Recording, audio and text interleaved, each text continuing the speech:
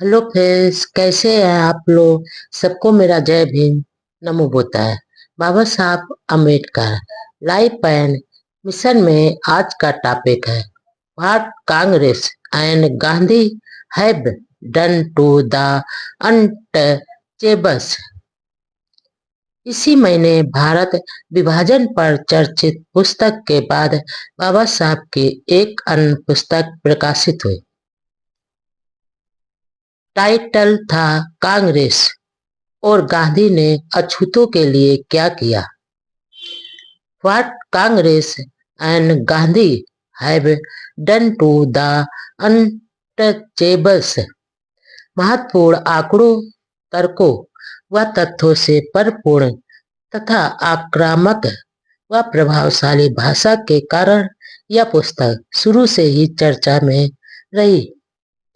इसमें खास तौर से 1917 से लेकर कांग्रेस द्वारा चलाए जा रहे अछूतों द्वारा अभियान की वास्तविकता को सच्चाई के साथ उजागर किया, जिसका जवाब उनके विरोधी आज तक नहीं दे पाए। लेकिन समाज सुधारक स्वामी श्रद्धानंद के कार्यों की इसमें प्रशंसा की गई है। पुस्तक 1915 से बाबा साहब के नेतृत्व में अछूतों के हकों के लिए चलाए संघर्ष की दास्तान कही जाती है और गांधी जी व कांग्रेस द्वारा अछूतों के साथ किए धोखों का कच्चा चिट्ठा भी खुलती है। पुस्तक में अछूतों को गांधी व गांधीवाद से सतर्क रहने के लिए सलाह दी है। इसमें गांधीवाद की आलोचना करते हुए लिखा कि गांधीवाद उद्योग व मशीनों के इस युग में जात पात, गरीबी व रूढ़वादी से सड़ रहे ग्रामीण जीवन की ओर ले जाना है और यदि जानवरों जैसी जिंदगी बिताना है, इसमें आर्थिक बराबरी के लिए कोई चाह नहीं है। इसलिए यह विचारधारा सामाजिक व आर्थिक लिहाज से बेकार है। यह पीछे धकेलने वाला विचार है। धर्म को अफीम की तरह प्रयोग कर लोगों में झूठे विश्वास व गलत मान्यताएं पैदा कर उन्हें वैचारिक रूप से बेहोश करने का काम किया है, तो वह गांधीवाद है। इसलिए किताब में अम्बेडकर ने लोगों को गांधीवाद से सावधान रहने के लिए लिखा। पुस्तक के अंत में अमेरिका और ब्रिटेन के प्रगतिशील समाज सुधारकों को चेतावनी दी कि भारत के ये हिंदू रूढ़वादी आजादी के नारों से दुनिया को मूर्ख बनाना चाहते हैं और देश की वास्तविकता को नजरअंदाज कर धूल झोंकना चाहते हैं। इसलिए इनसे सावधान रहें। पुस्तक में कहा गया कि गांधी जी का छुआछूत निवारण का कार्यक्रम मात्र दिखावा व ढोंग था, अमल में लाने का कार्यक्रम नहीं था। इसलिए गांधी अछूतों के मुक्तिदाता नहीं है। बाबा साहब की पुस्तक कांग्रेस और गांधी ने अछूतों के लिए क्या किया ने देश के राजनीतिक, खास तौर से कांग्रेसी खेमे में जोरदार हलचल मचा दी। राजगोपालाचारी सहित कुछ नेताओं ने इस किताब में उठाए तर्कों, मुद्दों, तथ्यों व सवालों का जवाब देने की कोशिश भी की, लेकिन कोई नहीं दे पाया। राजगोपालाचारी व के सथा नमन ने इस किताब की आलोचना में एक छोटी पुस्तक लिखी, लेकिन वह कहीं नहीं टिक पाई।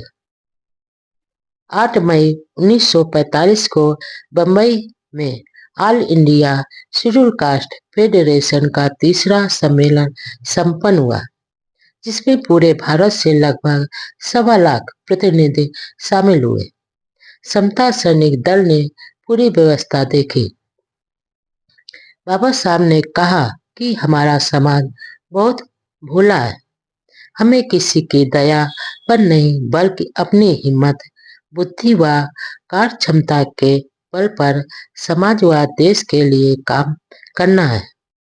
वायसराय लॉर्ड वेवन 9 सप्ताह तक लंदन में रहे और जून के पहले सप्ताह में भारत आए और वे वेल योजना को सामने लाए।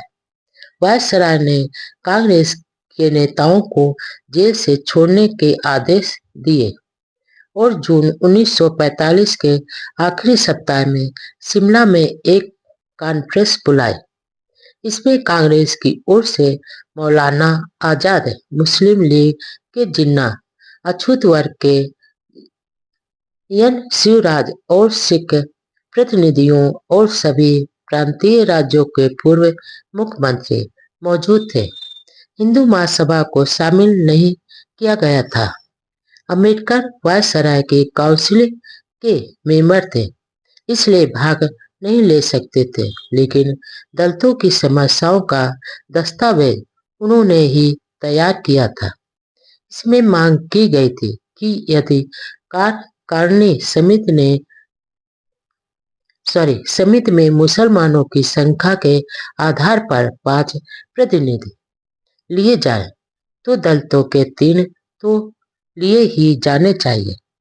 जिन्ना की मांग थी कि 5 मुस्लिम प्रतिनिधि मुस्लिम लीग से ही लिए जाए, जबकि कांग्रेस की मांग थी कि 5 में से 1 प्रतिनिधि कांग्रेस पार्टी से लिया जाए।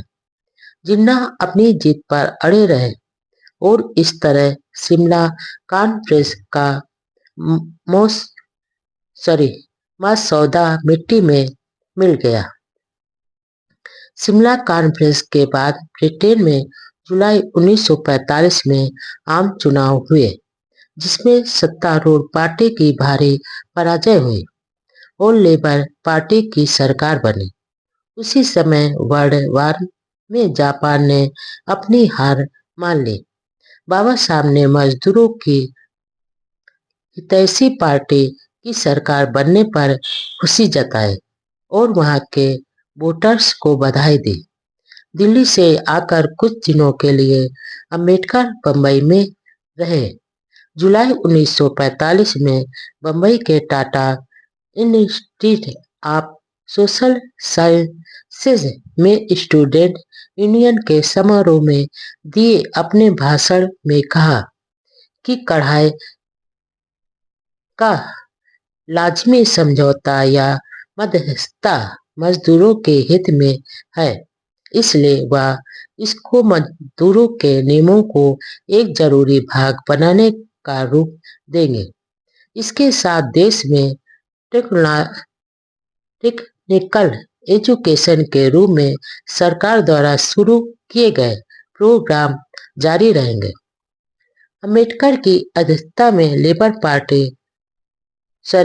लेबर कमेटी की एक बैठक अगस्त के आखिरी सप्ताह में दिल्ली में आयोजित की गई, जिसमें इंडस्ट्रियल क्षेत्र में काम कर रहे मजदूरों के लिए आवश्यक मकान बनाने संबंधी जिम्मेदारी इंडस्ट्री के मालिकों को करने तथा छुट्टियों के दिनों का भी वेतन देने जैसे नियमों की चर्चा हुई। इन्हीं दिनों बाबा साहब की पहली किताब फर्स्ट ऑन पाकिस्तान अब नई किताब पाकिस्तान ऑफ इंडिया नाम से प्रकाशित हुई। नई बुक में एक नया चैप्टर जोड़ दिया। उसमें भारत की संस्कृति व भौगोलिक एकता की वकालत की और कनाडा, स्विट्जरलैंड, दक्षिणी अमेरिका आदि देशों का उदाहरण देकर विस्तार से बताया कि एक ही संविधान के अंतर्गत देश में विभिन्न धर्म या संस्कृति के लोग किस प्रकार मिलजुल कर रह सकते हैं। उन्होंने यह भी बताया कि स्वयं हिंदुओं के अपने देश की शांति व सुरक्षा के लिए पाकिस्तान को स्वीकार कर लेना चाहिए। उस समय भारत की राजनीतिक समस्या के समाधान के लिए राजाजी योजना, क्रिप्स योजना, सर आदर्श दलाल की योजना, राय योजना, मुखर्जी योजना, अहमद योजना आदि लगभग 9 योजनाएं पेश की गई थी।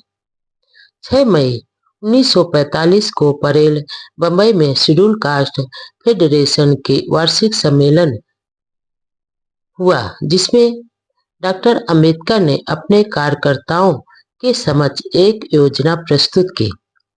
योजना में उन्होंने कहा कि अब बहुसंख्यक लोगों के हाथ में राजसत्ता हो, इसे अब कोई स्वीकार नहीं करेगा और न ही यह व्यवहारिक है। उन्होंने विधानसभाओं में अल्पसंख्यक संप्रदायों व अछूतों को अधिक सुरक्षित सीटों की मांग की।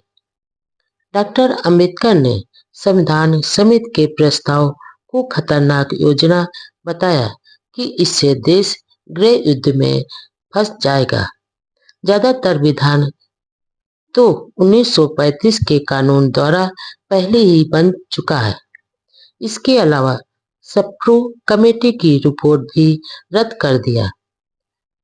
डॉक्टर अंबेडकर की योजना में भारत का प्रधानमंत्री और अन्य सवर्ण हिंदू मंत्रियों को अल्पसंख्यक समुदायों के प्रतिनिधियों द्वारा चुने जाने का विचार भी था। हिंदू समाचार पत्रों में ने डॉक्टर अंबेडकर की योजना का विरोध करते हुए लिखा कि डॉक्टर अंबेडकर की योजना तो भारत पर अल्पसंख्यकों का राज स्थापित करने की योजना है और यह योजना एक तरह से हिंदुओं का अपमान है।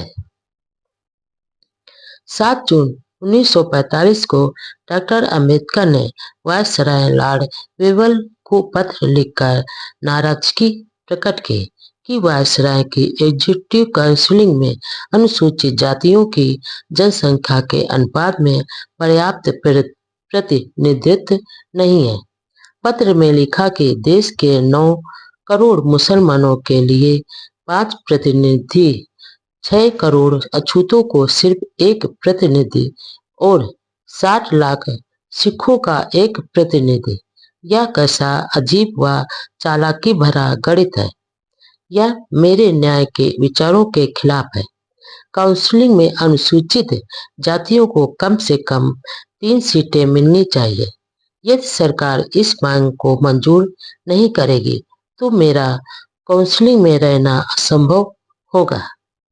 डॉक्टर अंबेडकर ने लिखा कि सरकार ने अछूतों की सारी उम्मीदों पर पानी फेर दिया है, जिससे उनमें आक्रोश है। हो सकता है कि दलित वर्ग नई सरकार के साथ कोई संबंध न रखे और अपने लिए अलग रास्ता चुनेंगे। पत्र में लिखा कि उनका यह विचार ब्रिटिश सरकार तक पहुंचा दिया जाए। भारत के वायसराय लॉर्ड वेवल मार्च 1944 में एक योजना लेकर चर्चा के लिए लंदन गए।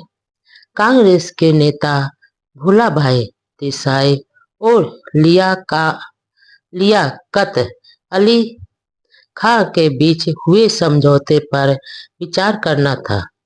तेज बहादुर सप्रू कमेटी ने भी इस समझौते का समर्थन किया।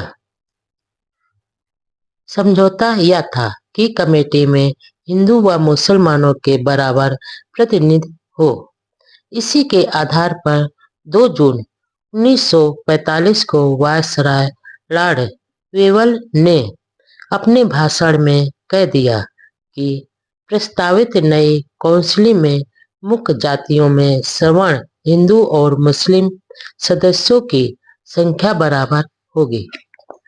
सवर्ण शब्द सुनकर गांधी जी इतने भड़क गए और इसका इतना विरोध हुआ कि वेवल योजना खटाई में पड़ गई। दरअसल भारतीय राजनीति में क्रिप्स योजना और राजाजी की योजना के बाद हिंदू मुस्लिम समान प्रतिनिधि की बातें शुरू हो गई। सप्रू कमेटी ने केंद्रीय असेंबली में 160 स्थानों में से 51 सवर्ण हिंदुओं को और 51 मुसलमानों को दिए।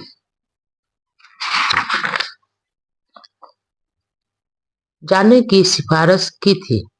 भूलाभाई देसाई ने वायसराय की कमेटी में कांग्रेस और मुस्लिम लीग के बीच समान प्रतिनिधित्व के आधार पर मुस्लिम लीग के सेक्रेटरी लियाकत अली से गुप्त समझौता किया। इस समझौते का उद्देश्य कांग्रेस की वर्किंग कमेटी के सदस्यों को रिहा करना था। यह योजना वायसराय वेवल के पास पहुंची और इसी आधार पर वेवल योजना का निर्माण हुआ। इस योजना को कांग्रेस के सवर्ण हिंदू संस्था की हैसियत से शिमला कॉन्फ्रेंस में स्वीकार किया। कांग्रेस के इतने झुकने के बाद भी जिन्ना इस बात पर अड़े रहे कि सभी मुस्लिम सदस्यों का निर्वाचन करने का अधिकार मुस्लिम लीग को ही मिलना चाहिए। कांग्रेस ने 5 मुस्लिम सदस्यों में कम से कम एक कांग्रेसी मुसलमान शामिल किए जाने पर जोर दिया, लेकिन जिन्ना नहीं माने और शिमला कॉन्फ्रेंस असफल हुई। कलकत्ता में एक दिन वे अपने मित्र डीजी जाधव के यहाँ भोजन करने गए। बाबा साहब ने जाधव की दिल्ली व बाहर काफी मदद की थी। अब वह रेलवे में बहुत बड़े अफसर बन गए थे। कलकत्ता में ही डीजी जाधव ने अपने घर पर डॉक्टर अंबेडकर के मान में भोजन का आयोजन किया। अगले दिन से रेलवे के रसोइयों और कर्मचारियों ने जाधव के निवास पर भोजन पकाने व अन्य काम से मना कर दिया, क्योंकि उनकी नजर में डॉक्टर अंबेडकर अछूत है और उनके साथ जाधव ने घर पर खाना खाया। दरअसल नौकरों को अभी तक पता नहीं था कि स्वयं जाधव भी महार अछूत है। ऐसे हालात थे उस समय। भारत का शासन चलाने वाले चीफ एग्जीक्यूटिव काउंसिल के सम्मानित लेबर मिनिस्टर के साथ यह मानसिकता थी तो आम अछूत की क्या दशा होगी, इसका सिर्फ अंदाजा लगाने से रूह कांप उठती है। बाबा साहब को तो बचपन से लेकर अब तक कदम कदम पर अपमानित होना पड़ा था। अपमान के घावों से शरीर बुरी तरह घायल हो चुका था। हिंदू धर्म छोड़ने की घोषणा के पीछे तिरस्कार की यही दास्तान छिपी हुई थी और गांधी व कांग्रेस की आलोचना करने के पीछे भी अछूत समाज की ऐसी पहाड़ जैसी पीड़ा कारण थी। अछूत समाज के घावों पर मरहम लगाना तो दूर, हिंदू मठाधीशों, सवर्ण हिंदुओं, गांधी व कांग्रेस नेताओं ने उन पर नमक छिड़कने में कोई कमी नहीं छोड़ी। रेलवे महकमे के एक अनपढ़ रसोइये से लेकर लंदन से बैरिस्टरी करने वाले गांधी जी जैसे व्यक्तियों ने बाबा साहब के जख्मों पर भरपूर नमक छिड़का। बाबा साहब के साहस का कोई मुकाबला नहीं था। जब भी अवसर मिलता वे सरकार व सरकार से बाहर बड़ी निडरता के साथ अछूतों के हकों की पैरवी करते थे।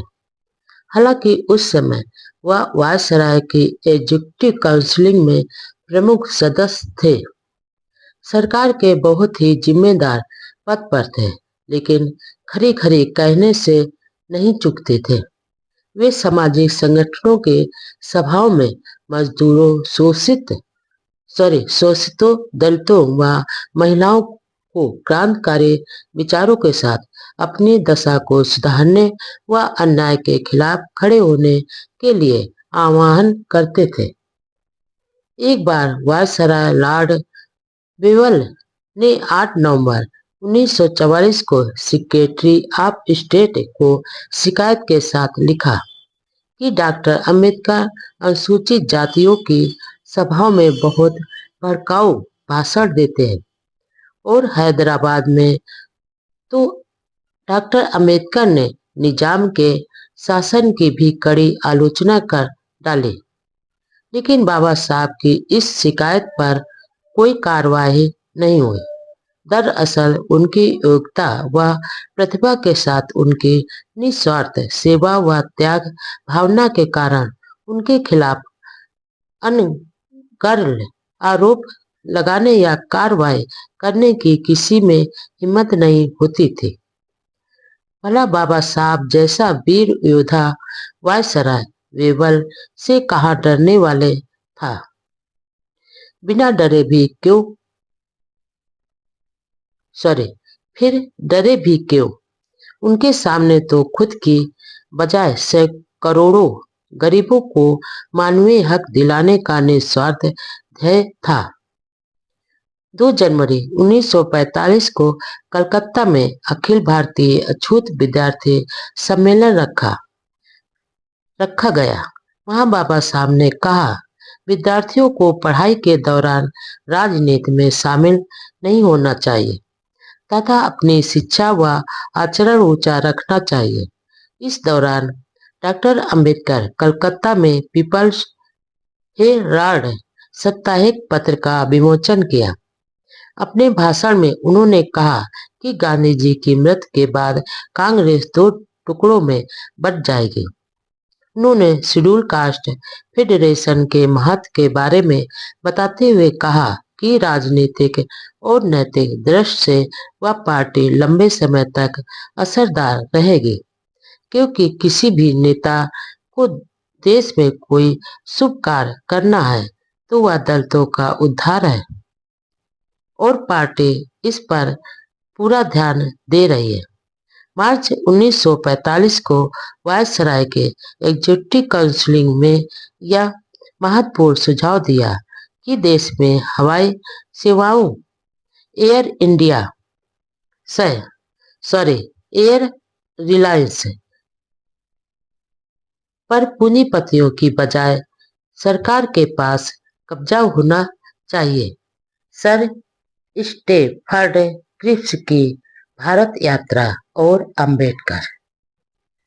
सर स्टेफर्ड क्रिप्स की भारत यात्रा के दौरान डॉक्टर अंबेडकर ने अछूतों की समस्या का पक्ष उनके समक्ष बहुत मजबूती से रखा और क्रिप्स के वापस ब्रिटेन जाने के बाद अंबेडकर ने ब्रिटिश सरकार और भारत सरकार को यह फिर से अच्छी तरह समझाया कि भारत में अछूत वर्ग देश का एक बड़ा व महत्वपूर्ण भाग है और उनकी सामाजिक, आर्थिक व राजनीतिक समानता की मांग को गंभीरता से सुना जाना जरूरी है। वायसराय को भी अंबेडकर अपने पक्ष में झुकाने में काफी सफल हुए थे। उस समय टाइम्स ऑफ इंडिया में छपे एक महत्वपूर्ण लेख में लिखा कि अछूतों के प्रति प्रेम दिखाने वाले गांधी जी व कांग्रेस के होने वाले बड़े खर्चीले समारोह में दिखावा ज्यादा है। उनके अनुयायियों में भी दलितों के प्रति आस्था की बजाय ढोंग व दिखावा ज्यादा है और यदि समय रहते मंदिर प्रवेश, कुओं से पानी भरना, शमशान भूमि का होना आदि कार्य छुआछूत निवारण अभियान में ईमानदारी से अमल में नहीं लाए तो देश के हित में यह बहुत बुरा होगा। 27 अक्टूबर 1944 मजदूर वर्ग का एक त्रिपक्षीय सम्मेलन हुआ। अपने अध्यक्षीय भाषण में डॉक्टर अंबेडकर ने कहा कि उन्होंने मजदूरों की भलाई के लिए सरकार में कई सुझाव व योजनाएं पेश की है, जिनमें लेबर कॉन्फ्रेंस, स्टैंडिंग कमेटी व मजदूर कल्याण कमेटियां स्थापित करना और मजदूरों की समस्याओं को योजनाबद्ध तरीके से पेश करने के लिए अलग से सचिवालय खोलने आदि भी शामिल थे। 29 नवंबर 1944 में बाबा साहब पुणे में राजभोग के मेहमान बने, जहां उनके सम्मान में एक समारोह आयोजित आयोजित किया गया। उन्होंने वहां अपने भाषण में कहा कि पुराने समय में लिखा गया हर धार्मिक ग्रंथ राजनीतिक ग्रंथ भी होता था। गीता वेदों को समर्थन देने वाले और ब्राह्मण धर्म को ऊंचा बताने के उद्देश्य से लिखा गया राजनीतिक ग्रंथ है। गीता को 4 बार लिखा गया। शुरू में गीता धर्म और दर्शन का ग्रंथ नहीं था, जिसमें केवल 60 श्लोक थे या यादवों की सौर गाथा थी। जब कृष्ण को ईश्वर का अवतार मान लिया तो भक्ति मार्ग का अवलोकन किया। बुद्ध व गैर ब्राह्मणों ने वेदों को प्रामाणिक ग्रंथ नहीं माना। गीता की रचना 4 वर्णों को स्थापित कर अछूतों को नीच व गुलाम बनाए रखने के लिए रची गई।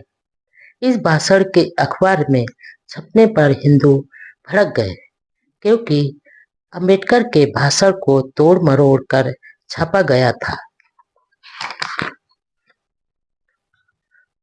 आलोचनाओं की झड़ी सी लग गई, लेकिन हमेशा बौद्धिक स्तर पर कलम से वार करने में माहिर बाबा साहब ने सभी को मुंह तोड़ जवाब दिया। इसी दौरान सर तेज बहादुर सप्रू भारत की राजनीतिक समस्या को सुलझाने के लिए एक कमेटी बनाना चाहते थे, जिसके बाबा साहब से 2 अछूत सदस्यों के नाम मांगे गए।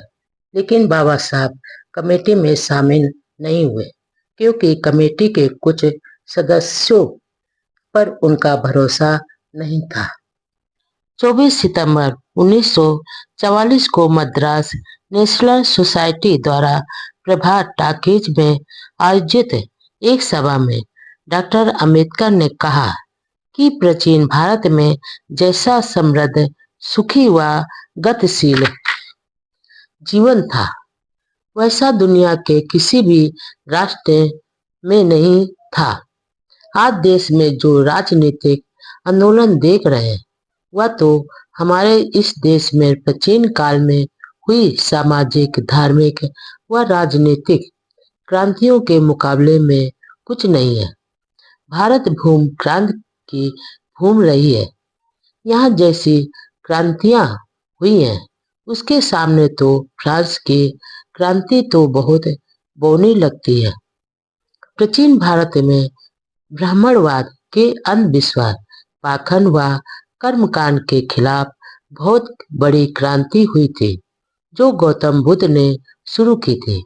दोनों में जोरदार संघर्ष हुआ और ब्राह्मण धर्म ने बौद्ध धर्म के खिलाफ जोरदार प्रतिक्रांति की। वाद विवाद एक ही सवाल पर था कि आखिर सत्य क्या है। बुद्ध ने कहा कि सत्य वह है जिसको 10 इंद्रियों से देख, समझ व अनुभव द्वारा प्रमाणित किया जा सके, जबकि ब्राह्मण कहते थे कि सत्य वह जो वेद बताते हैं। फिर वेदों की समीक्षा में डॉक्टर अंबेडकर ने कहा कि वेदों में कुछ भाग तो बाद में जोड़े गए।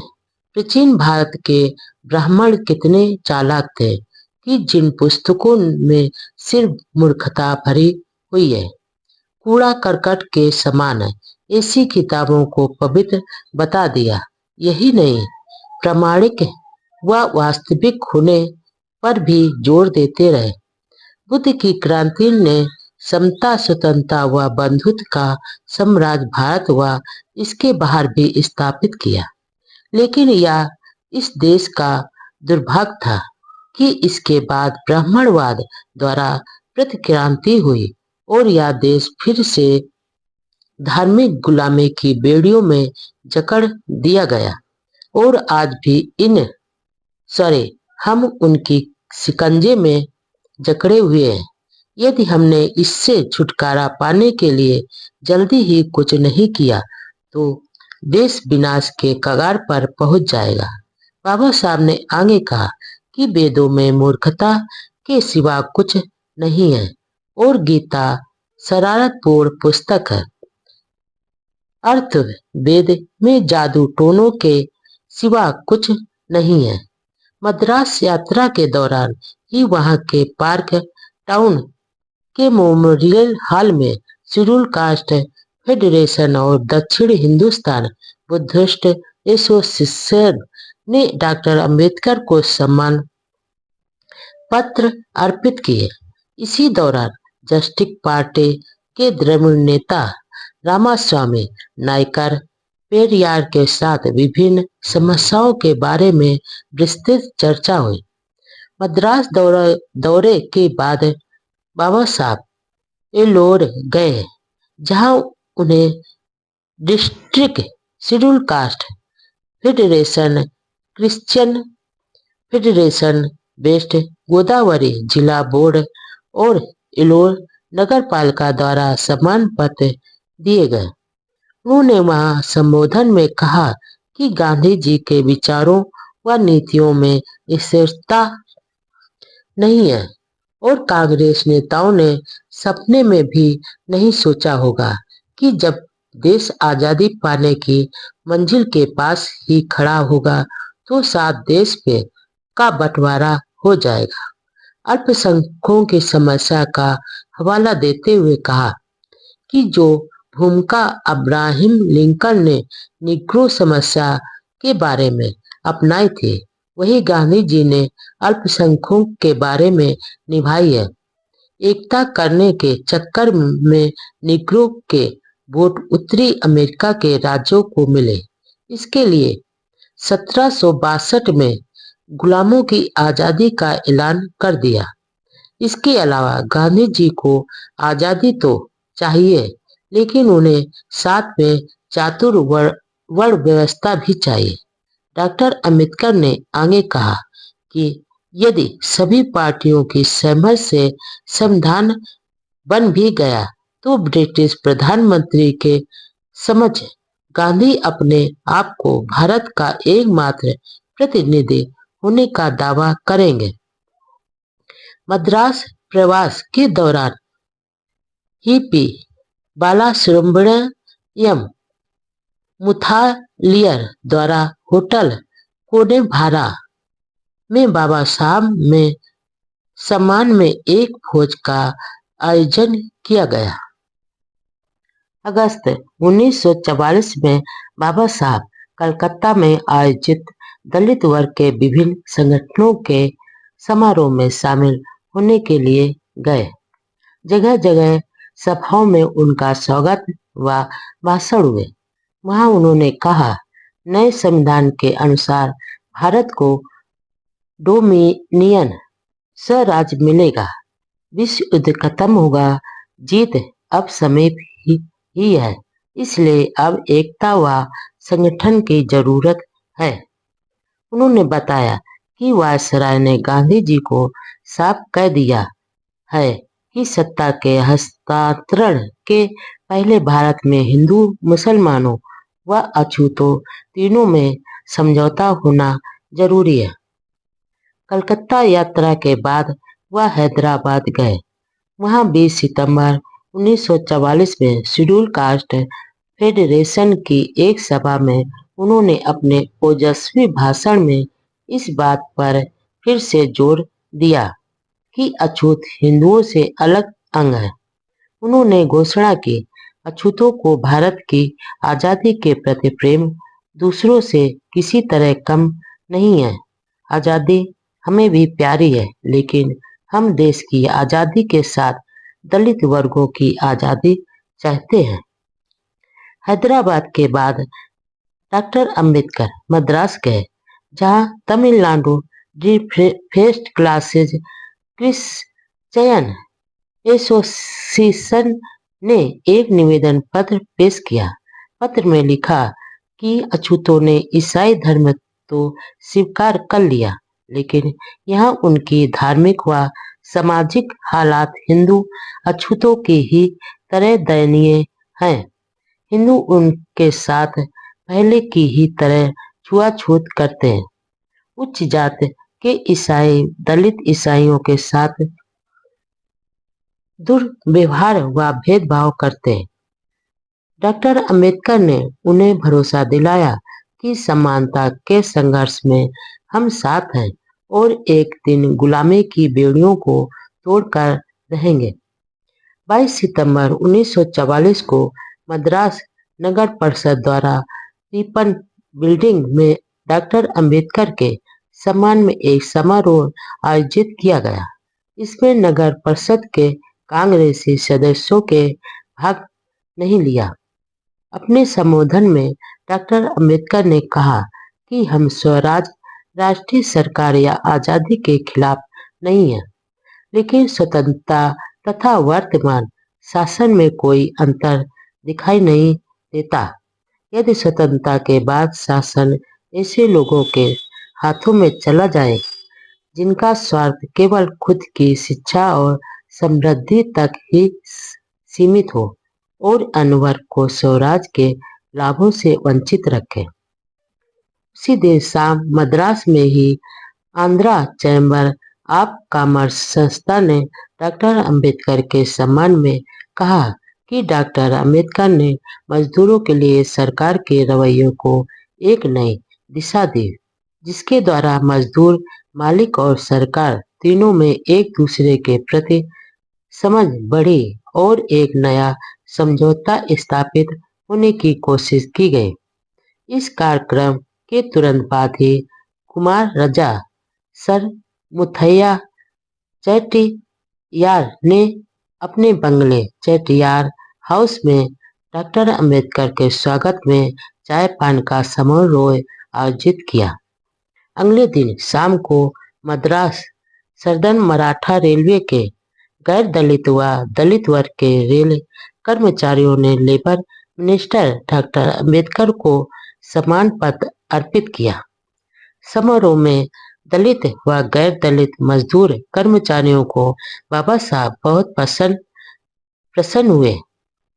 उन्होंने कहा कि यह देखकर मुझे खुशी हो रही है, इसलिए सभी लोग मिलकर गरीबी को मिटाने के लिए संगठित होकर संघर्ष करें। गांधी जी व जिन्ना की बार बार मुलाकात से गांधी जी का मुस्लिम लीग की ओर बढ़ती मित्रता को देखकर डॉक्टर अंबेडकर ने लगा कि गांधी जी शायद अछूतों के साथ भी कोई समझौता करने के लिए तैयार हो जाएंगे। इसलिए गांधी जी को एक पत्र लिखा, जिसमें उन्होंने लिखा कि वह दलितों के सवालों पर भी समझौता करना चाहते हैं। जिस प्रकार हिंदू मुस्लिम एकता के लिए कोशिशें की जा रही, उसी तरह छूत अछूत एकता के बारे में भी विचार करना चाहिए। हिंदू मुस्लिम समस्या का समाधान निकाल दिया है, तो समान हिंदू व अछूतों के मुद्दों का भी समाधान निकाला जाना चाहिए। डॉक्टर अंबेडकर ने यह भी लिखा कि यदि गांधी जी जरूरी समझे तो वह समझौते की जरूरी शर्तें भी तैयार करने को सहमत हैं। 6 अगस्त 1944 को गांधी जी ने पत्र द्वारा जवाब दिया कि उनके लिए अछूतों का मुद्दा एक धार्मिक और सामाजिक सुधार का प्रश्न है, लेकिन इस प्रश्न पर हम दोनों में मौलिक मतभेद है। दरअसल गांधी डॉक्टर अंबेडकर में मतभेद वर्ण व्यवस्था को लेकर था। डॉक्टर अंबेडकर वर्ण व्यवस्था के घोर विरोधी थे, जबकि गांधी कट्टर समर्थक थे। गांधी चाहते थे कि अछूत हिंदू धर्म में जिस पायदान पर है वहां ही रहे, हालांकि उनके साथ अच्छा व्यवहार किया जाए। लेकिन डॉक्टर अंबेडकर तो अछूतों के लिए समता, स्वतंत्रता व बंधुत्व की व्यवस्था चाहते थे। इसलिए इस अर्थों में डॉक्टर अंबेडकर को हिंदू धर्म का विरोधी कहना सरासर गलत है। उन्होंने वर्ण व्यवस्था व जाति भेद के खिलाफ तो आवाज बुलंद की थी, वह तर्क संगत और खुद हिंदू समाज के सुधार के लिए जरूरी थी, लेकिन वर्ण वर्णाश्रम धर्म को मानने वाले गांधी जी ने डॉक्टर अंबेडकर को हिंदू धर्म का विरोधी ही मान लिया। क्रिप्स योजना में अछूतों की राजनैतिक मांग को कोई महत्व नहीं दिया गया था, इसलिए गांधी जी ने भी समझौते के लिए उत्सुक डॉक्टर अंबेडकर को कोई महत्व नहीं दिया और उनकी अपेक्षा की। कहावत है कि बलवान के आगे झुकना और सीधे साधे पर अकड़ना। गांधी जी यही व्यवहार डॉक्टर अंबेडकर के साथ कर रहे थे। जिन्ना के लिए तो खुद बम्बई जाकर मिलते थे और वह भाव ही नहीं देता था, जबकि डॉक्टर अंबेडकर खुद बार बार गांधी से मिलकर अछूतों की राजनैतिक समस्या के लिए सहयोग चाहते थे, लेकिन गांधी जी उपेक्षा कर देते थे। उन्होंने मुसलमानों की मांग को तो समर्थन दे दिया, लेकिन स्वयं के धर्म के ही अछूतों के सवालों को कानूनी संरक्षण आरक्षण देने की मांग न मानकर उसे धार्मिक व सामाजिक सुधार का अंग मान कर टाल देते थे। वे अच्छी तरह जानते थे कि उनकी समस्या पर ये आसानी से मदद करने वाले नहीं है, इसलिए हार माने बिना संघर्ष जारी रखना और देश भर के शोषित उपेक्षित व वंचित वर्ग की आशाएं सिर्फ डॉक्टर अंबेडकर पर ही टिकी हुई थी। अप्रैल 1944 में डॉक्टर अंबेडकर ने मजदूरों के कल्याण के लिए एक और बड़ा ऐतिहासिक कदम उठाया। उन्होंने सेंट्रल असेंबली में एक बिल पेश कर उसे पास भी करवा दिया। इसके अनुसार स्थायी कारखानों व फैक्ट्रियों के औद्योगिक मजदूरों को छुट्टियों के दिनों में भी वेतन देने का प्रावधान किया गया था। गांधी जी का स्वास्थ्य समान नहीं होने के कारण पूना के आगा खां महल में नजरबंदी से रिहा कर दिया गया, तो वहां से स्वास्थ्य लाभ के लिए पंचगनी चले गए। वहां राजगोपालाचारी ने बताया कि उन्होंने गांधी जी की सहमत से जिन्ना के पास एक अलग प्रस्ताव भेजा है। इस योजना में कहा गया कि वर्णवार के बाद एक कमीशन गठित किया जाएगा जो उत्तर पश्चिम और पूर्वी भारत के जिलों का दौरा करके जन साधारण की राय के आधार पर फैसला करेगा कि ज्यादातर लोग भारत से अलग होने के पक्ष में हैं या नहीं। यदि बहुमत पक्ष में होगा तो अलग राष्ट्र का रूप दे दिया जाएगा। इस प्रस्ताव की सावरकर आदि नेताओं ने निंदा की, लेकिन राष्ट्रीय स्तर के अखबारों ने भी इस पर चू तक नहीं किया। यह प्रस्ताव भारत विभाजन के सिद्धांत पर सहमत था। डॉक्टर अंबेडकर एक संविधान विशेषज्ञ के रूप में इस स्थिति पर नजर रखे हुए थे। गांधी जी की इस सहमति से सावरकर के अलावा कांग्रेस का साथ देने वाले वे नेता भी निराश हुए, जो यह मानते थे कि गांधी जी विभाजन को कभी स्वीकार नहीं करेंगे। उदारवादी नेताओं ने कहा कि राजगोपालाचारी की यह योजना देश की सुरक्षा के लिए खतरा है। डॉक्टर अंबेडकर इस बात से आश्चर्य में थे कि जब देश के बंटवारे से सहमति जतानी ही थी तो गांधी जी ने यह फैसला करने में इतना समय क्यों लगाया। गांधी जी द्वारा पाकिस्तान का विचार स्वीकार करने के फैसले की डॉक्टर अंबेडकर ने प्रशंसा की, लेकिन यह भी कहा कि यदि यह योजना गांधी जी ने स्वयं जिन्ना को पेश करते तो ज्यादा अच्छा होता। डॉक्टर अंबेडकर ने कहा कि जिन्ना ने यह योजना क्यों अस्वीकार कर दी, यह वह समझ नहीं पाए। उन्होंने कहा कि कांग्रेस जनों की हालत पर तरस आता है, क्योंकि पहले गांधी जी पाकिस्तान योजना का विरोध करते थे। यह सोचकर उन्होंने भी विरोध किया, लेकिन अब उनकी फजीयत हो गई है। इस योजना के संबंध में गांधी जी जिन्ना से मिलने बंबई गए। वहां कई दिनों तक मुलाकातें होती रही, लेकिन हिंदू मुस्लिम एकता लाने में नाकामयाब रहे। बजट में विशेष प्रावधान व सरकारी ठेकों में आरक्षण की मांग। अपने लंबे पत्र में बाबा साहब ने दलित विद्यार्थियों को साइंस, लॉ, टेक्निकल व अन्य तरह की हायर स्टडी के लिए विदेशी यूनिवर्सिटीज में स्कॉलरशिप देकर भेजे तथा हर बजट में इसके लिए विशेष प्रावधान से रखा जाए। सरकारी नौकरियों के अलावा दलितों को सरकारी ठेकों में वरीयता दी जाए। वायसराय को लिखे इस पत्र का आखिर असर हुआ। सरकार ने गंभीरता से विचार कर अनुसूचित जातियों के लिए सरकारी नौकरियों में 8.5% सीटें आरक्षित रखने का फैसला किया गया। इसी कड़ी में लंदन में दलित विद्यार्थियों को तकनीकी शिक्षा हासिल करने के लिए सीटें सुरक्षित रखी गई। इसके अलावा सेंट्रल असेंबली और राज्यसभा परिषद में अनुसूचित जातियों को एक और सीट दी गई।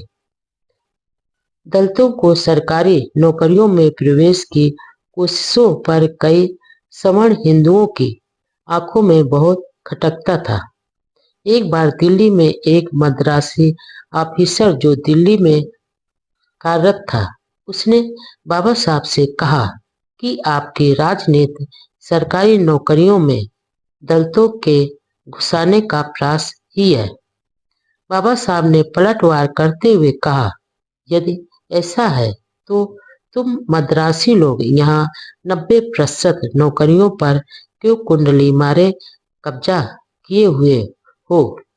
नौकरियों के प्रति तुम्हें इतनी हीन भाव तो इन्हें छोड़ क्यों नहीं देते? मद्रासी अधिकारी यह सुनकर आगे बोल नहीं पाया। 17 सितंबर 1943 को दिल्ली में ऑल इंडिया ट्रेड यूनियन का शिविर आयोजित किया गया, जिसमें बड़ी संख्या में मजदूरों ने भाग लिया। इस अवसर पर बाबा साहब ने कहा, भारत में मजदूरों का आखिरी लक्ष्य सत्ता पर कब्जा करना है, सिर्फ ट्रेड यूनियन बनाना नहीं हो। राजनीतिक रूप से उनकी लेबर पार्टी ट्रेड यूनियन की गतिविधियां भी करेगा, लेकिन आपको ट्रेड यूनियन के पुराने चले आ रहे संकीर्ण सोच से मुक्त होना चाहिए और हिंदू महासभा जैसे सांप्रदायिक व पूंजीवाद को पनाह देने वाले कांग्रेस से दूर रहना चाहिए। मेहनत कश वर्ग अंधी देशभक्ति व तथा कथित राष्ट्रवाद के नाम पर अपना सब कुछ न्यौछावर कर देते हैं, लेकिन कोई भी मजदूर अपने नेताओं से यह नहीं पूछता कि जिस राष्ट्रवाद के लिए इतना त्याग व बलिदान दिया जा रहा है, उसके निर्माण के बाद क्या आर्थिक व सामाजिक समानता देगा।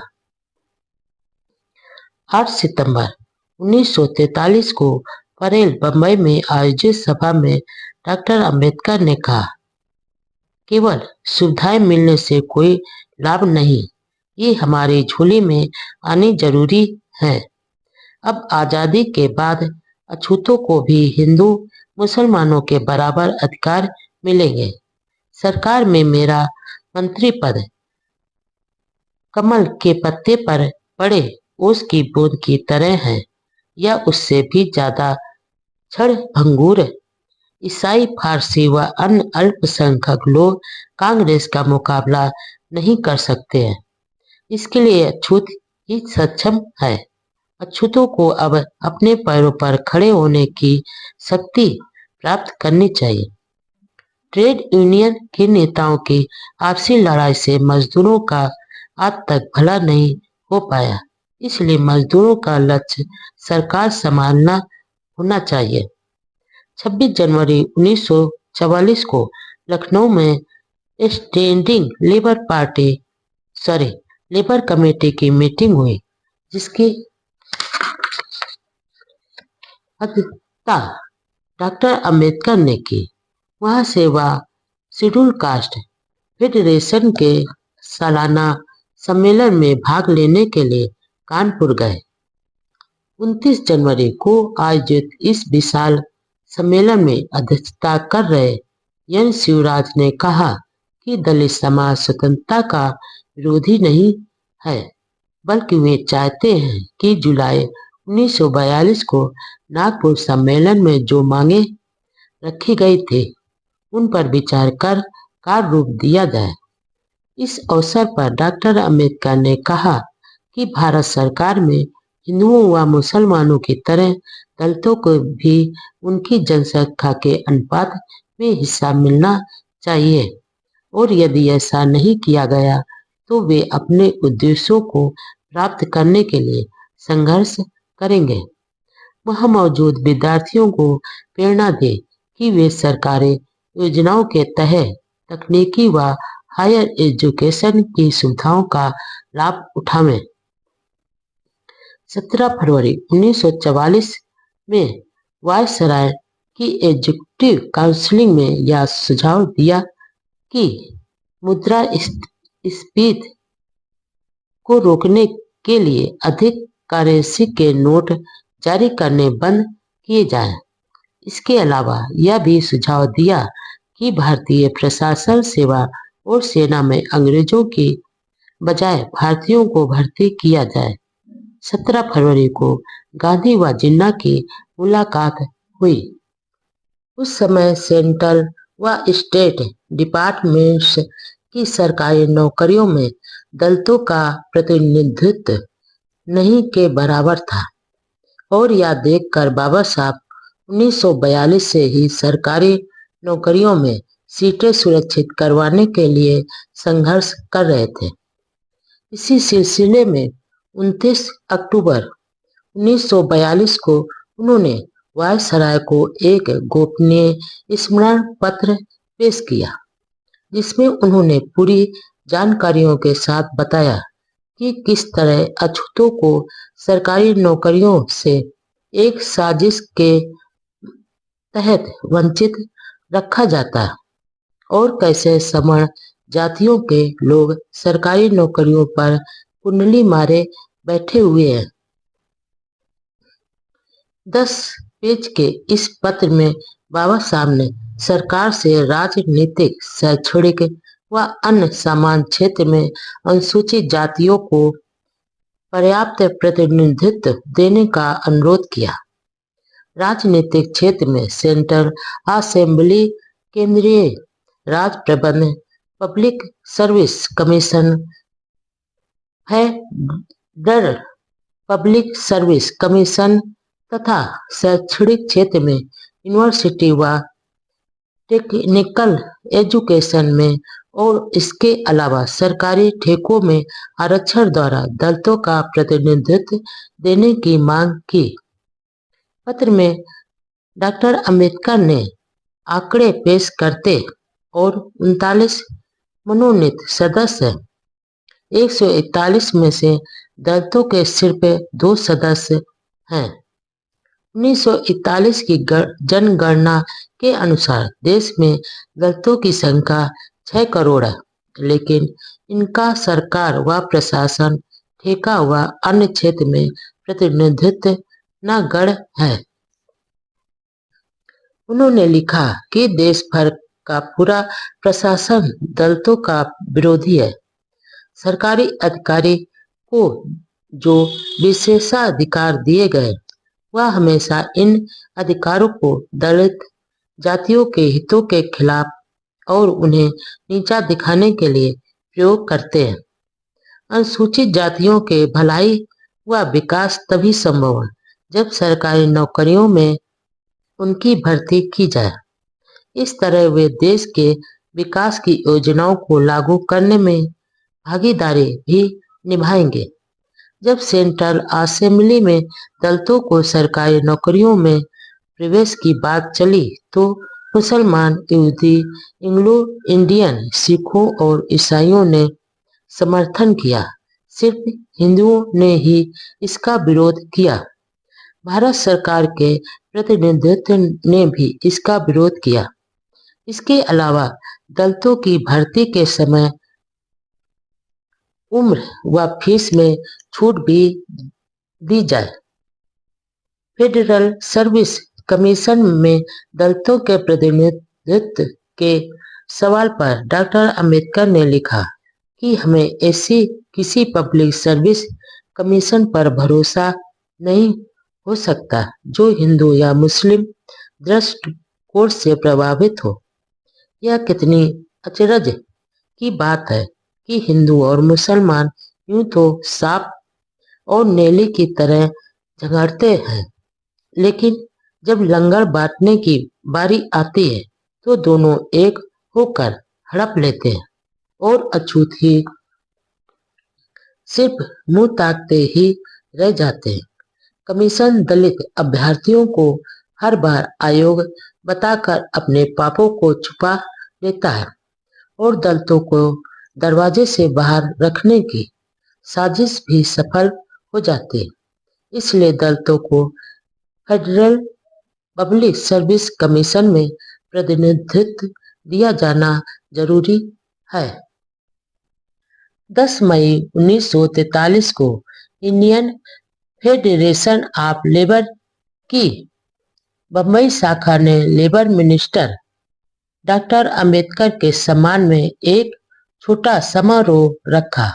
उसमें बाबा साहब ने अफसोस जताया कि भारत के मजदूरों में एकता नहीं है। फूट के कारण उनका शोषण हो रहा है, इसलिए मजदूरों को भारत में मजदूर सरकार बनाने के लिए संघर्ष करना चाहिए।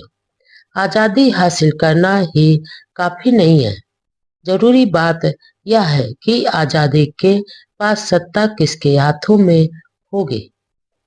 उसी दिन Maharashtra chamber of commerce Bombay की ओर से रखे कार्यक्रम में डॉक्टर अंबेडकर का संबोधन हुआ। उन्होंने कहा, अब दुनिया युद्ध से ऊब गई है और वह 3 बड़े रोगों से ग्रस्त हो गई है। देश का दूसरे देश पर साम्राज्य, काले गोरों का रंग भेद का संघर्ष और गरीबी। दुनिया में शांति स्थापना के लिए कमजोर व गरीब देशों को संबल करना बहुत जरूरी है। भारत की आर्थिक व औद्योगिक प्रगति से साम्राज्यवाद व रंग भेद की समस्याओं का समाधान संभव है। गरीबी की समस्या का जिक्र करते हुए डॉक्टर अंबेडकर ने कहा, मानव संस्कृति का विनाश करने के लिए एक राष्ट्र दूसरे राष्ट्र के खिलाफ पानी की तरह पैसा खर्च कर रहा है। वह अचंभित है कि ब्रिटेन और अमेरिका हर युद्ध में 14 करोड़ रुपए योजना खर्च कर रहा है। इससे देश में शांति के समय इससे आधी रकम गरीबी दूर करने के लिए क्यों खर्च नहीं करते हैं। विश्व का दुख दूर करने के लिए कुछ सुधार तो करना ही पड़ेगा। अपनी विशेष सुविधाओं व अधिकारों को त्यागना पड़ेगा। देश में ज्वलंत राजनीतिक समस्या के समाधान के लिए डॉक्टर अंबेडकर ने एक योजना पेश की, जिस पर अखबारों में विचार छप रहे थे। इस योजना में उन्होंने कहा कि ब्रिटेन की संसद एक कानून मंजूर करके प्रांतों की सरहद तय करने वाली कमेटी नियुक्त करे और लोकमत कराया जाए। पहले लोकमत से यह तय किया जाए कि मुसलमानों को पाकिस्तान में रहना चाहिए या नहीं। दूसरे लोकमत द्वारा गैर मुसलमानों से यह जानना था कि वे पाकिस्तान में रहना चाहते हैं या नहीं। यदि वे पाकिस्तान में रहना चाहते हैं तो वहां प्रांतों की सीमाएं जैसी हैं वैसी रखी जाएं। यदि वे पाकिस्तान में नहीं रहना चाहते हैं तो एक हदबंदी कमीशन नियुक्त किया जाए और कौन से प्रांतों में मुसलमान बहुसंख्या में हैं यह तय किया जाए। 2 साल बाद यह फैसला किया जाए कि मुसलमानों को पाकिस्तान चाहिए या नहीं, अलग होना चाहते या नहीं। सितंबर माह में ही डॉक्टर अंबेडकर ने ऑस्ट्रेलिया के राजनीतिक कार्टेन द्वारा पेश की गई शाही सलाहकार काउंसिल के गठन के बारे में भेंट की। डॉक्टर अंबेडकर ने कहा कि औपनिवेशिक डोमिनियन राज्य में भारत स्वेच्छा से भागीदार के रूप में रहे तो यह ऐसे देशों के हित में ही होगा। उन्होंने यह भी कहा कि भारत की जनता को ब्रिटिश सरकार में जरा भी आस्था नहीं रही है, क्योंकि सरकार भारतीय लोगों को सिर्फ प्रजा मानती है, अपने बराबरी के दर्जे के नागरिक के रूप में मानने के लिए तैयार नहीं है। अगले महीने सेंट्रल असेंबली के एक महत्वपूर्ण प्रस्ताव पारित हुआ। यह प्रस्ताव दलित वर्ग के अभ्यर्थियों की सेना में अधिकारी पद पर भर्ती से रोक हटाने से संबंधित था। यह प्रस्ताव संयुक्त प्रांत यानी उत्तर प्रदेश विधानसभा में दलित वर्ग के एक सदस्य प्यारेलाल कुरील द्वारा पेश किया गया था। देश में राजनीतिक गतिरोध सरकार ने नहीं बल्कि हिंदू मुस्लिम विरोध ने पैदा किया था। मुसलमानों द्वारा अलग राष्ट्र की मांग कर ली थी। आखिर उपवास के बाद स्वास्थ्य कारणों से गांधी जी को आगा खां महल पूना से रिहा कर दिया गया। पूना से वह पंचगनी चले गए। लेबर मिनिस्टर के रूप में बाबा साहब दिन रात मजदूरों के कल्याण की योजनाएं बनाने तथा कानून के जरिए सुविधाएं दिलाने की भरसक कोशिश कर रहे थे, क्योंकि वह मजदूरों की पीड़ाओं से अच्छी तरह से वाकिफ थे। स्टैंडिंग लेबर कमेटी के सदस्य बाबा साहब पहले से ही थे। 7 मई 1943 को डॉक्टर अंबेडकर की अध्यक्षता में स्टैंडिंग लेबर कमेटी की मीटिंग हुई। इसमें मजदूर, सरकार व मालिक सबके प्रतिनिधि थे। इस मीटिंग में एक महत्वपूर्ण विषय पर चर्चा हुई, वह यह कि युद्ध सामग्री बनाने का काम करने वाले कारखाने में व उद्योग केंद्रों में मजदूर प्रबंध कमेटियां बनाई जाए, जैसे कि ब्रिटेन व अमेरिका में ऐसी व्यवस्था थी। दूसरा मुद्दा एम्प्लॉयमेंट ऑफिस स्थापित करना था। इसका मकसद अलग अलग सरकारी योजनाओं के तहत शिक्षा प्राप्त करने वाले तकनीकी या गैर कानूनी कामगारों को काम दिलाना, ताकि ट्रेनिंग लेने के बाद उन्हें बेरोजगार के रूप में भटकना नहीं पड़े। कमेटी की अगली बैठक 6-7 सितंबर 1943 को दिल्ली में डॉक्टर अंबेडकर की अध्यक्षता में हुई। इस बैठक में मजदूरों की सामाजिक सुरक्षा के लिए योजनाबद्ध नीति अपनाने की सिफारिश की गई। महान समाज सुधारक महादेव गोविंद रानडे की जन्म शताब्दी समारोह के तहत 19 जनवरी 1943 को पुणे के गोखले इंस्टीट्यूट ऑफ इकोनॉमिक्स में एक बड़ी सभा हुई, जहां बाबा साहब ने जो भाषण दिया वह अब तक के दिए भाषणों में विशेष महत्व का था। उन्होंने शुरू में महापुरुषों की महानता के मूल्यांकन के आधार का वर्णन किया। राणा डे के संबंध में कहा कि वह हर लिहाज से श्रेष्ठ पुरुष थे।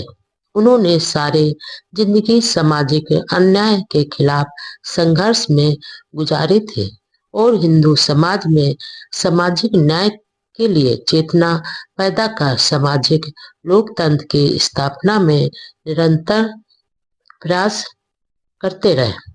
राणा डे की तुलना गांधी व जिन्ना के साथ करते हुए डॉक्टर अंबेडकर ने कहा कि गांधी व जिन्ना के मुकाबले में ऐसा कोई अहंकारी नजर नहीं आता है। इनके लिए खुद का गुणगान, महत्व व अधिकार बढ़ाना ही सब कुछ है और देश की समस्या तो खेल के एक प्यादे के समान है। दोनों ही चापलूसी करने वाले लोगों से स्तुतियां सुनकर मग्न हो जाते हैं और अपने आप को दोषों से मुक्त तथा अमर होने का दावा करते हैं।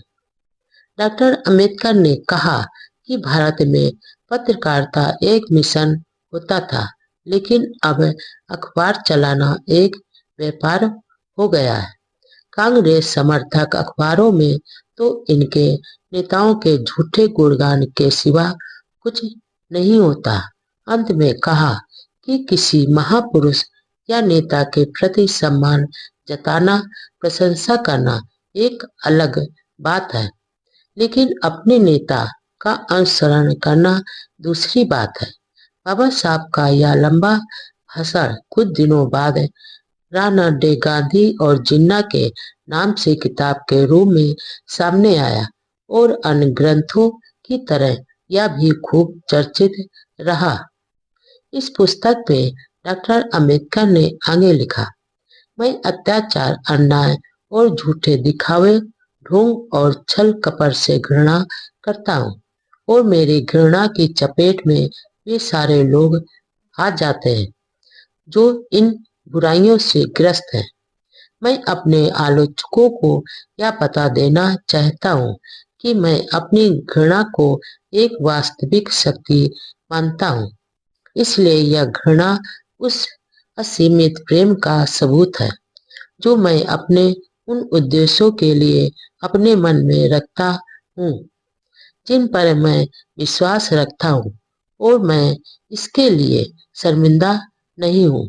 मैं यह बात फिर से दोहराना चाहता हूँ कि यदि मैं गांधी और जिन्ना से घृणा करता हूँ तो इसका मतलब यह नहीं कि मैं उनसे घृणा करता हूँ। मैं उनसे घृणा नहीं करता, बल्कि केवल उनको नापसंद करता हूँ। मेरी इस नापसंदी का कारण यह है कि मैं अपनी मातृभूमि भारत से उनसे अधिक प्यार करता हूँ। एक सच्चे देशभक्त का यही विश्वास है कि मुझे आशा है कि एक ना एक दिन मेरे देशवासी इस सच्चाई को जान जाएंगे कि देश किसी भी एक व्यक्ति से बड़ा होता है और फिर यह सीख सकेंगे कि गांधी और जिन्ना की पूजा और मातृभूमि की सेवा दोनों अलग अलग बातें हैं।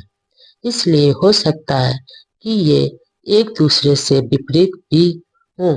बाद में बुद्ध की शरण जाने वाले डॉक्टर अंबेडकर ने घृणा को शक्ति बताते हुए कहा कि दरअसल यह घृणा उनके अंतर्मन से नहीं थी, बल्कि यह तो वैचारिक नापसंदी थी। समता, स्वतंत्रता व बंधुत्व यानी लोकतंत्र विरोधी धर्म। देश दुनिया में दलितों का दर्द सुनाने के लिए डॉक्टर अंबेडकर को राष्ट्रीय व अंतर्राष्ट्रीय स्तर पर जब भी मौका मिलता वह चूकते नहीं थे। दिसंबर 1942 को एक बार फिर ऐसा सुअवसर मिला। कनाडा की पैसिफिक रिलेशन कमेटी ने डॉक्टर अंबेडकर से अनुरोध किया कि वह क्यूबेक में होने वाली सभा में भारत के अछूत विषय पर एक पेपर पढ़े। बाबा साहब ने बहुत लगन से लेख को लिखा, लेकिन किसी कारणवश उस कॉन्फ्रेंस में भाग नहीं ले पाए। इसलिए अपने सहयोगी यन शिवराज को क्यूबेक भेजा, जिन्होंने वहां पर पेपर पढ़ा। बाद में यह विस्तृत पेपर गांधी और अछूत समाज का कल्याण, mister Gandhi and the emancipation of the untouchables नाम से पुस्तक के रूप में प्रकाशित करवाया, जो काफी प्रसिद्ध हुई। इस ग्रंथ के बारे में डॉक्टर अंबेडकर ने कहा, साम्राज्यवाद, जातवाद, टिकटवाद से दो देशों व नागरिकों के बीच क्रूरता व निर्दयता पैदा होती है। इसलिए युद्ध के साथ ही इन विकराल समस्याओं का नाश करना ही है। युद्ध की राख से एक नया व सुंदर संसार बनाना है। लेकिन मुझे आशंका है कि अछूतों की समस्याएं भुला दी जाएंगी, जैसे पहले होता आया है। नाजियों द्वारा यहूदियों पर किए जा रहे अत्याचारों की तरह ही हिंदुओं द्वारा अछूतों पर अत्याचार किए जा रहे हैं। वहाँ सैनिकवाद है, यहाँ सनातनवाद है। यहाँ के अत्याचार वहाँ से किसी भी तरह आगे व कम नहीं है। इसलिए दुनिया के लोग जिस तरह अन्य देशों के दलितों शोषितों पर ध्यान देते हैं, वैसे ही भारत के अछूतों की गुलामी की बेड़ियां तोड़ कर उन्हें आजाद करने के लिए कोशिश करें।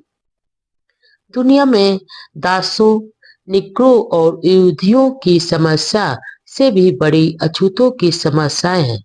मुझे आशा है कि इस शोध पत्र को जानने के बाद शांति सम्मेलन अछूतों की समस्या पर विशेष ध्यान देकर न्यायालय में इसका जवाब देना होगा। पत्र में अमेरिकी समाज को सचेत किया कि वह कांग्रेस के हिंदू प्रचार के मुंह के जाल में ना फंसे, बल्कि कांग्रेस से यह विश्वास प्राप्त कर ले कि उनका यह संघर्ष अछूतों के कल्याण का विरोधी नहीं होगा। इस विस्तृत रिसर्च पेपर में कहा गया कि अनुसूचित जातियों के लोग हिंदुओं से अलग हैं, इसलिए वे किसी ऐसे समाधान को स्वीकार नहीं करेंगे जिसमें इनकी मांगें शामिल नहीं की जाएंगी। उन प्रमुख मांगों में बजट में दलितों की शिक्षा के लिए बजट रिजर्व रखना, स्टेट व सेंट्रल गवर्नमेंट में नौकरियों में संख्या, आवश्यकता व महत्व के अनुसार रिजर्वेशन देना, दलितों को बोर्डों व कमीशनों में नियुक्त करना, न्यायपालिका, पुलिस और रेवेन्यू विभाग में भर्ती करना, लोकल बॉडीज में रिजर्वेशन देना, पृथक चुनाव द्वारा अपने प्रतिनिधि चुनने का अधिकार देना, दलितों के अलग गांव बसाए जाएं और इसके लिए कमीशन का गठन किया जाए। हिंदू राज में होने वाले अत्याचारों को रोकथाम के लिए कानून बने। आर्थिक व सामाजिक सुरक्षा की व्यवस्था और छुआछूत को मिटाने के लिए तेज प्रयास किए जाए। सवर्ण हिंदुओं ने दलितों की इन मांगों का कड़ा विरोध किया, तो डॉक्टर अंबेडकर ने जवाब में कहा, हिंदुओं